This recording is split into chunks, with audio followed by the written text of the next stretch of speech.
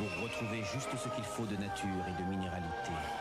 Au minéral Valvert, l'eau à l'état sauvage. La première fois, la nouvelle Opel Corsa était entrée dans ma vie et rien ne serait plus jamais pareil. Nouvelle Opel Corsa, aucune voiture ne m'avait fait ça. Jusqu'au 30 avril, la nouvelle Opel Corsa démarre à 44 900 francs grâce aux offres cumulées du gouvernement et d'Opel. Comment définir l'essence d'un homme? Difficile à dire. Je vais passer une super soirée, moi. Ses bras, c'est l'odeur de sa peau. Entre armateurs, ça va penser. L'essence d'un homme. Un jour vous y viendrez.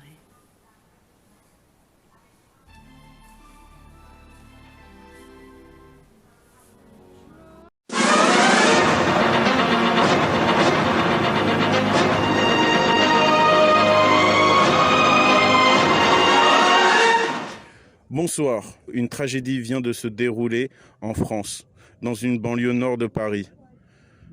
6 personnes ont été sauvagement assassinées par un détraqué qui reste introuvable sur le territoire français.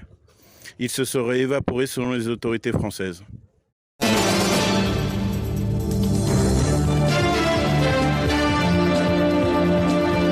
Goedenavond, Oosttitel, tragedie in Frankrijk. 6 personen fast tot bij een verschwunden Mörder. Die französische Polizei sagte, der Mann nicht in Frankreich ist, möglich in Italien, Schweiz oder Belgien. Mörder ist. Nicht mehr Informationen über diesen Mann haben wir jetzt.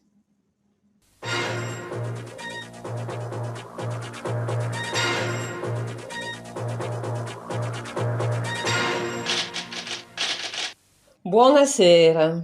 Una tragedia si è svolta in Francia, nella zona nord di Parigi precisamente. 6 persone sono state ammazzate da uno squilibrato che fino ad ora rimane introvabile sul territorio francese. Secondo la polizia si sarebbe svanito.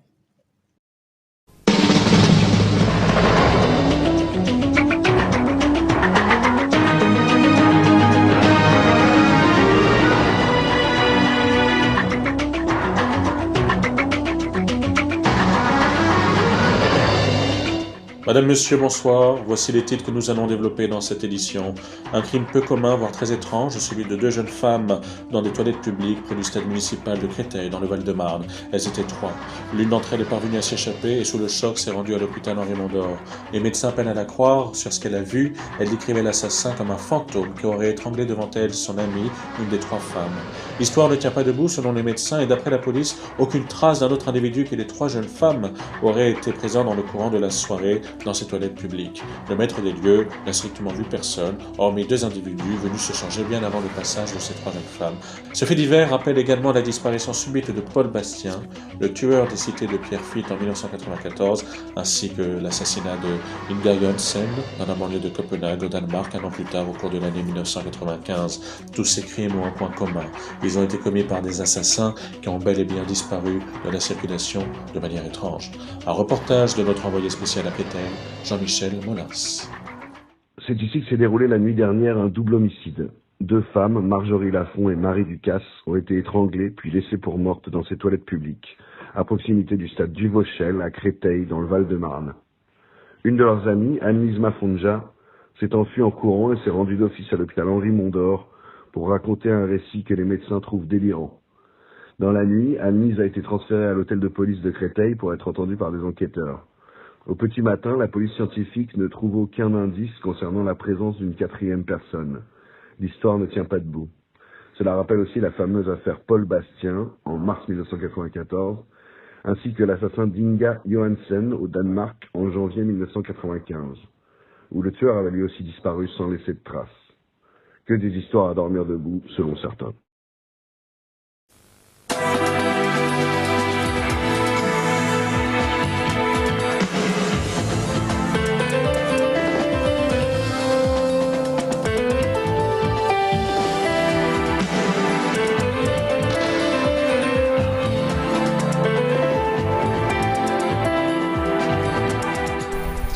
Chers téléspectateurs, bonsoir et merci d'être devant votre écran pour nous regarder. Ce soir, notre invité qui va nous parler de son dernier roman et nous expliquer ce qui l'a conduit à vouloir nous faire découvrir cette histoire et les raisons et les moyens par lesquels il s'y est pris. Je me retourne vers lui et nous vous écoutons.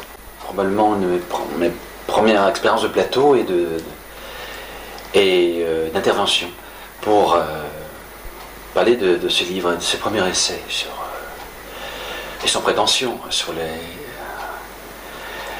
ce personnage qui m'a tant fasciné, qui est un criminel notoire et c'est un fait qui s'est passé entre 94 et 97. Ça m'a fortement touché parce que c'est un jeune homme et qui a du jour au lendemain décidé de tuer 6 personnes. C'est considérable. Dont un policier.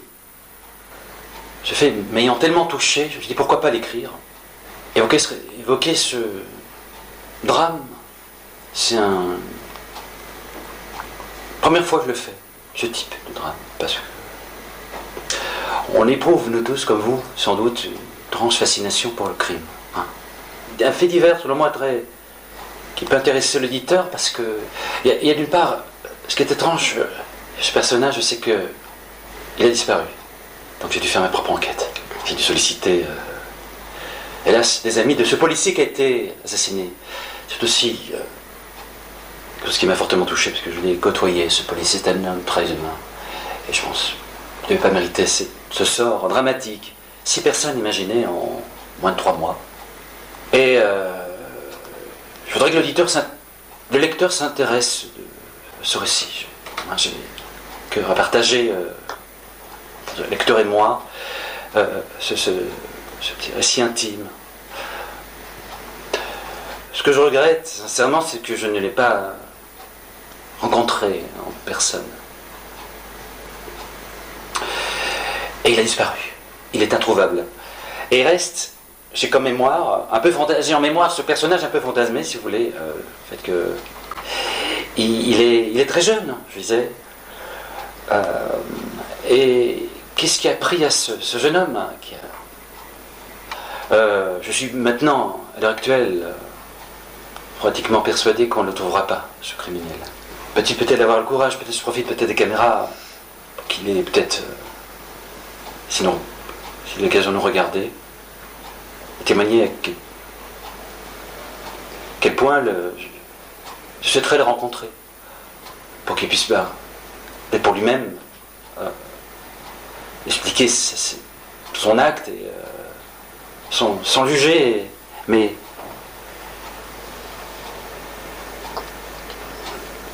voilà ce que j'ai envie d'exprimer. Mais je vous remercie, et je vous remercie au nom de tous nos téléspectateurs. En vous remerciant infiniment. Merci. Bonjour à tous et bon début d'après-midi à tout le monde. Pour commencer ce bel après-midi sur notre antenne, nous allons diffuser en direct notre grand débat politique, présenté par Jacques Oswald, avec pour invité notre gouverneur, M. Yves-Marie Perrault, qui nous parlera de la délinquance au grand banditisme qui sévit en ce moment dans notre région. En milieu d'après-midi, nous diffuserons le match de football qui oppose le FC Chamonix à l'Olympique de Verneuil. Pour finir, nous enchaînerons sur votre feuilleton policier, Love on the Beach. Et maintenant, place à Jacques Oswald pour le grand débat avec Monsieur le gouverneur Yves-Marie Perrault.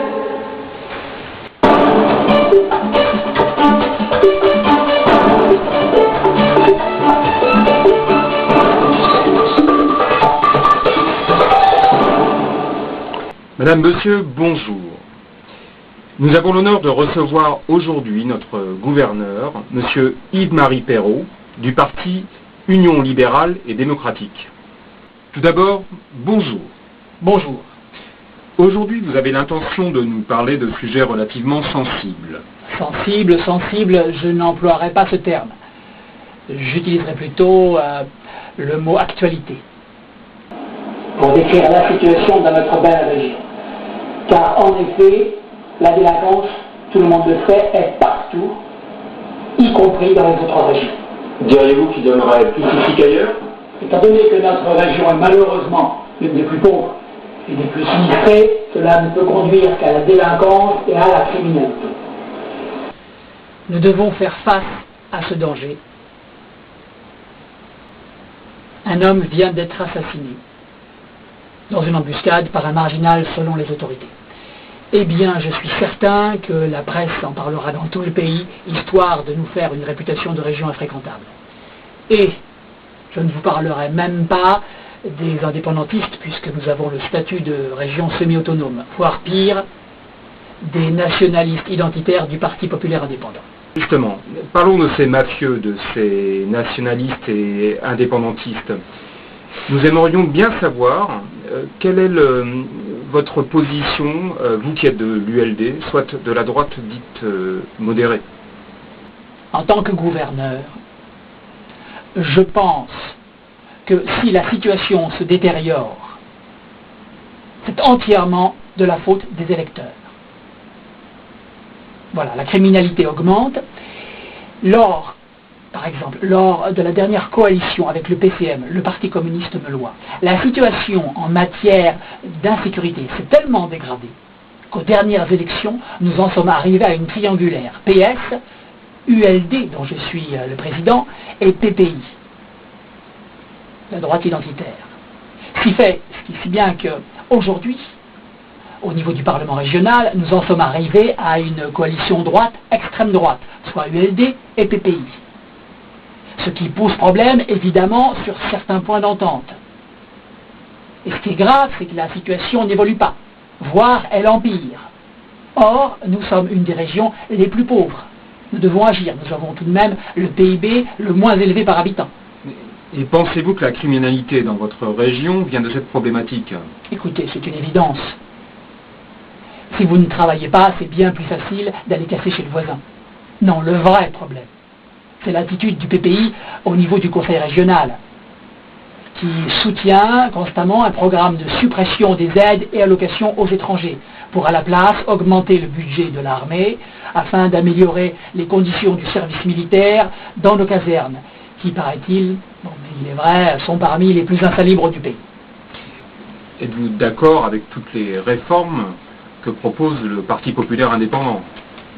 Certaines réformes paraissent bien, dans le sens où il faut toujours améliorer ce qu'il y a à améliorer. Mais cependant, il faut savoir que le problème des immigrés est un faux problème. Car les immigrés préfèrent aller dans les régions riches, forcément.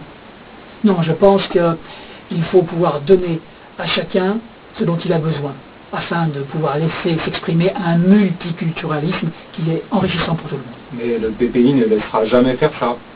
Ça c'est certain. Monsieur Patrick Doriot, dans son programme, a justement proclamé qu'il donnerait davantage d'indépendance et augmenterait les contrôles douaniers sur nos autoroutes. Il est vrai que nous ne sommes pas sur cette ligne. Et que penseriez-vous de faire coalition avec le DC? Il est vrai que la démocratie chrétienne correspond tout à fait à nos valeurs chrétiennes.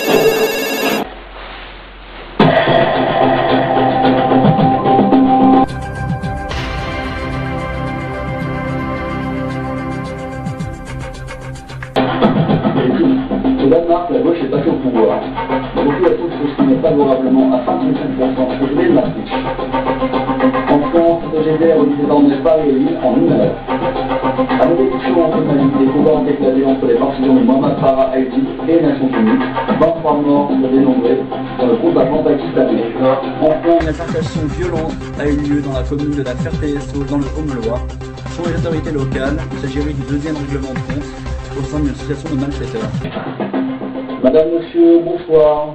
Nous allons commencer sur ce journal par cet événement violent et meurtrier qui a eu lieu dans le Haut-Meulois. Selon les autorités locales, il s'agirait de 2 individus assassinés qui appartiennent à un réseau mafieux. Le suspect présumé, toujours en fuite, serait un marginal de nationalité suisse. Un reportage de Paul Berthaud et Maxime Chardon.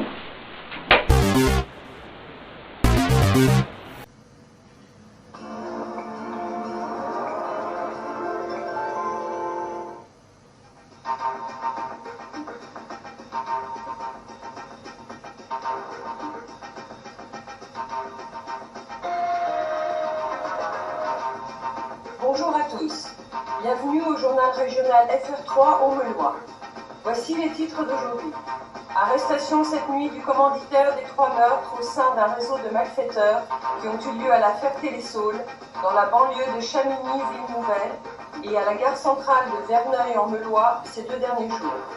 Albert Guichard, restaurateur à la Ferté-les-Saules, fut arrêté cette nuit par l'inspecteur Daniel Debec, qui a d'ailleurs tenté par négociation d'intercepter l'assassin, un marginal suisse du nom de Jean Lardin, qui a réussi à fuir malgré l'intervention de l'inspecteur Daniel Debec. Celui-ci est toujours en fuite. D'après les autorités, il aurait déjà passé la frontière et se serait enfui pour de bon à l'étranger. Un reportage de Pierre-Marie Jourdain et Philippe Goumard.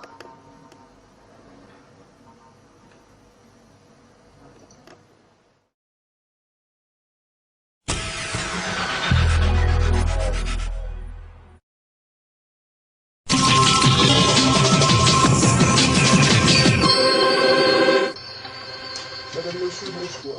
Les titres d'actualité de cette édition spéciale sont de 100 criminels en remplace d'autres. Et il faut bien prendre la relève un jour. C'est à vous, Paul, pour le développement des titres. Oui, en effet, Jean Lardin et Nomade ont été remplacés par un nouveau criminel dont on ne connaît pas encore le nom et la police tâtonne pour le moment.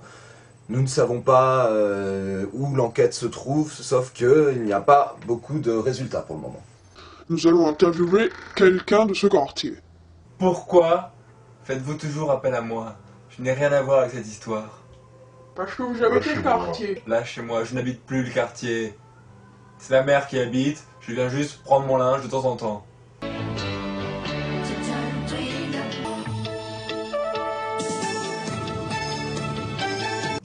Bonjour, Jacqueline Géréral pour Info 13. Le criminel Jean Lardin court toujours. Le ministre de l'Intérieur a fait appel au commissaire Lallia pour le retrouver sous 48 heures. Oui, bien sûr, Jean Lardin devra être capturé bientôt par le commissaire Lallia. Nous sommes mardi 13 août, il devrait être capturé au plus tard avant le jeudi 15 août. Jean Lardin, qui n'a pas hésité à essayer de m'acheter 50 francs pour rester anonyme. Et s'il pense que ça suffit pour museler la presse, il se trompe. On retrouve Eliane Valero sur les lieux de son dernier crime. Madame, vous avez assisté à la scène? Oui, oui, j'ai tout vu. Il paraît qu'il a tué le livreur d'œufs empoisonné avec le 9 mm. C'était là, je l'ai vu. C'était horrible, horrible. Mon Dieu, comment est-ce possible? Fait divers odieux à plaisir grignant.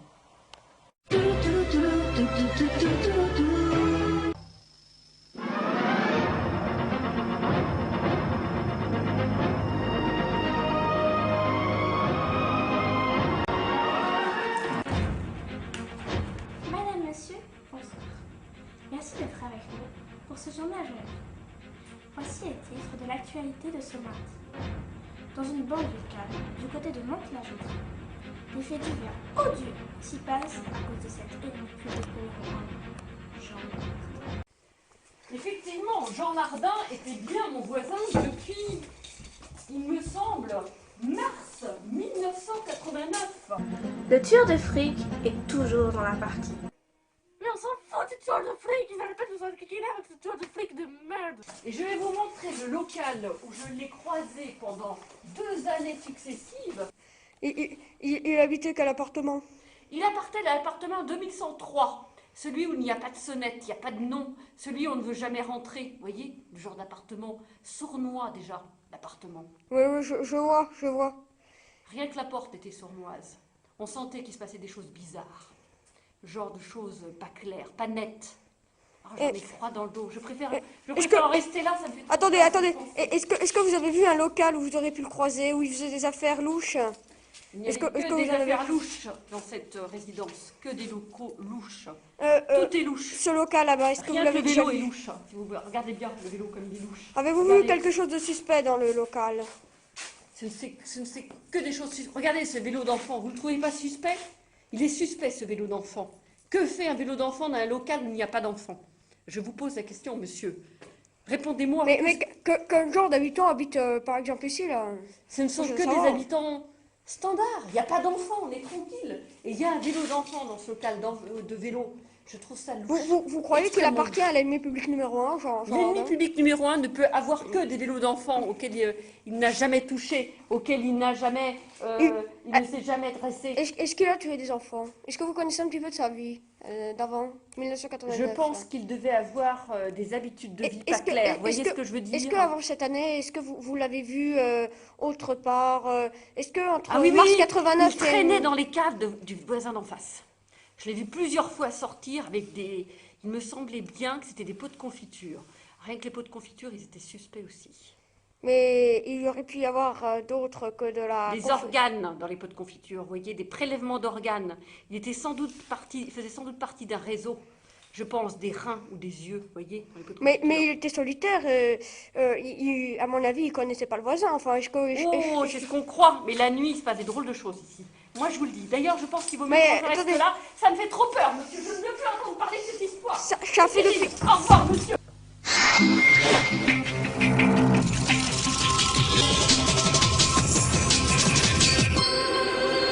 Merci, c'est la fin de ce journal. Ce soir, au journal de la nuit, vous retrouverez Laure Monnier, puis à 8h40 de demain à Télématin, vous retrouverez Amélie Mouchka. Le journal de 13h nous sera présenté par Jacqueline Géréral. Le journal de 20h vous sera présenté par moi. Et le journal de la nuit, enfin, par Laure Monnier. Merci, on vous souhaite une très bonne soirée sur France 2. Au revoir et bonne soirée.